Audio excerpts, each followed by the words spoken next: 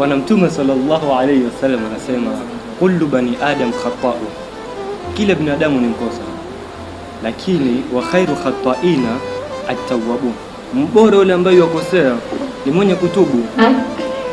Na sasa watu wengi sana wanalalamika maisha magumu, atufanikiwi, dhambi nyingi.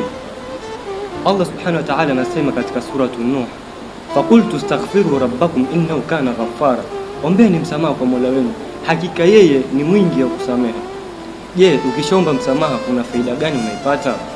Anaendelea anasema yursili samaa alaykum midrara, baada ya kutubu na kurudi kwa Mwenyezi Mungu atakuteremsheni mvua nyingi ya mfululizo.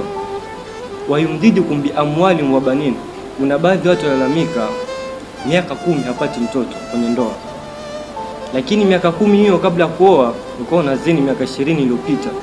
Utapata vipi mtoto ndani ya mwaka mmoja kwenye ndoa wakati kwa miaka 20 iliyopita unazini? Kwa hivyo ukishatubu karudi kwa Mola wako, fakultu astaghfiru rabbakum innahu kana ghafara, ukiitendea haki Mwenyezi Mungu asema wayumdidukum bi amwalin wa banin. Mwanzo kichwa kwanza nitakupeni mali wa banin na watoto.